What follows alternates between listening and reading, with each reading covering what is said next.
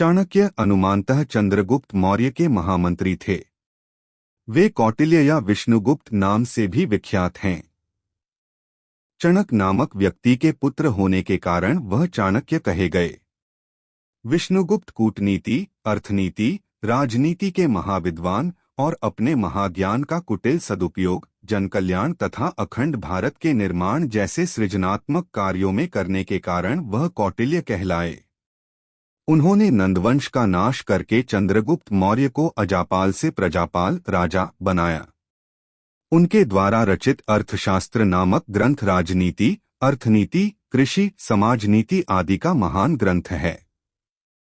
अर्थशास्त्र मौर्यकालीन भारतीय समाज का दर्पण माना जाता है। चाणक्य की मृत्यु को लेकर दो कहानियां संदर्भ में आती है, लेकिन दोनों में से कौन सी सच है, इसका अभी कोई सार नहीं निकला है। विष्णु पुराण, भागवत आदि पुराणों तथा कथासृत सागर आदि संस्कृत ग्रंथों में तो चाणक्य का नाम आया ही है। बौद्ध ग्रंथों में भी इनकी कथा बराबर मिलती है। बुद्धघोष की बनाई हुई विनय पिटक की टीका तथा महानाम स्थविर रचित महावंश की टीका में चाणक्य का वृत्तांत दिया हुआ है।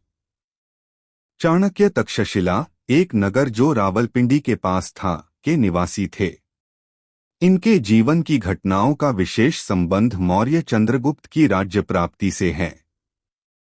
ये उस समय के एक प्रसिद्ध विद्वान थे, इसमें कोई संदेह नहीं।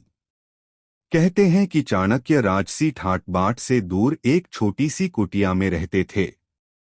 चाणक्य के नाम पर डॉ चंद्रप्रकाश द्विवेदी द्वारा लिखित और निर्देशित 47 भागों वाला एक धारावाहिक भी बना था, जिसे मूल रूप से 8 सितंबर 1991 से 9 अगस्त 1992 तक डीडी नेशनल पर प्रसारित किया गया था।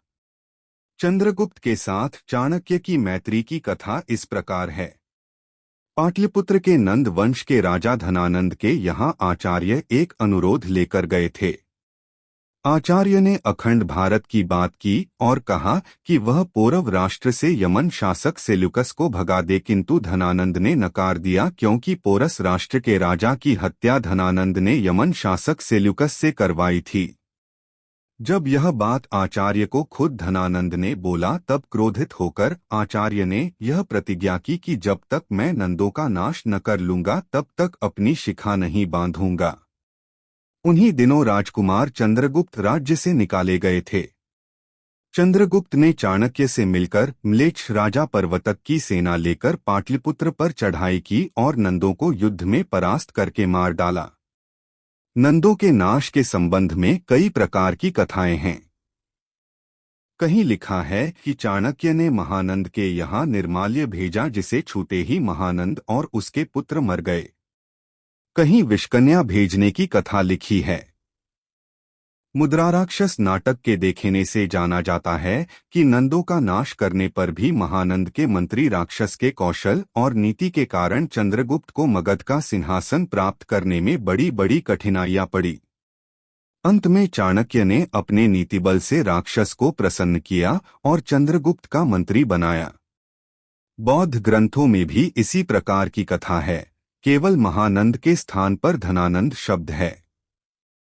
कुछ विद्वानों के अनुसार कौटिल्य का जन्म पंजाब के चणक क्षेत्र में हुआ था, अर्थात आज का चंडीगढ़, जबकि कुछ विद्वान मानते हैं कि उनका जन्म दक्षिण भारत में हुआ था। कई विद्वानों का यह मत है कि वह कांचीपुरम के रहने वाले द्रविड़ ब्राह्मण, वह जीविकोपार्जन की खोज में उत्तर भारत आया थे। कुछ विद्वानों के मतानुसार केरल भी उनका जन्मस्थान बताया जाता है। इस संबंध में उनके द्वारा चरणी नदी का उल्लेख इस बात के प्रमाण के रूप में दिया जाता है। कुछ संदर्भों में यह उल्लेख मिलता है कि केरल निवासी चाणक्य वाराणसी आया था, जहां उसकी पुत्री खो गई। वह फिर केरल वापस नहीं लौटा और मगध में आकर बस गया।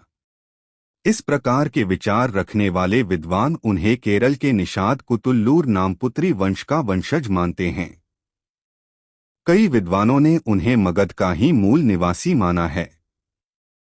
कुछ बौद्ध साहित्यों ने उन्हें तक्षशिला का निवासी बताया है।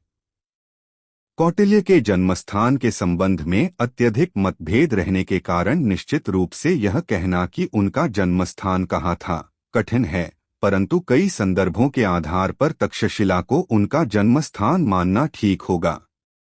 वी. के. सुब्रमण्यम ने कहा है कि कई संदर्भों में इस बात का उल्लेख मिलता है कि सिकंदर को अपने आक्रमण के अभियान में युवा कौटिल्य से भेंट हुई थी।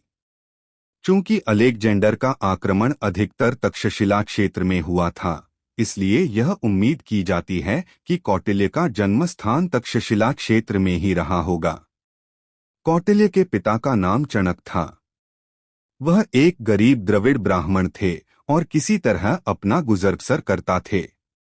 अतः स्पष्ट है कि कौटिल्य का बचपन गरीबी और दिक्कतों में गुजरा होगा। कौटिल्य की शिक्षा दीक्षा के संबंध में कहीं कुछ विशेष जिक्र नहीं मिलता है, परंतु उनकी बुद्धि की प्रखरता और उनकी विद्वता उनके विचारों से परिलक्षित होती है।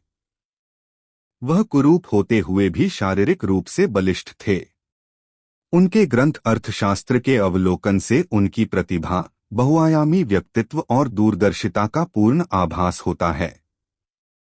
कौटिल्य के बारे में यह कहा जाता है कि वह बड़े ही स्वाभिमानी एवं राष्ट्रप्रेमी व्यक्ति थे।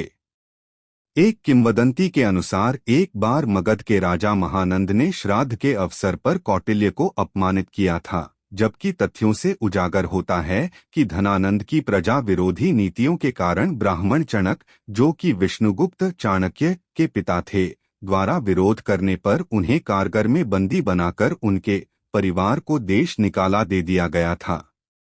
तथापि राष्ट्रहित में चाणक्य ने धनानंद से सीमांत देशों के लिए सैनिक सहायता के लिए विनती की, जिससे बाहरी आतताई भारतीय जन का अशुभ न कर सकें।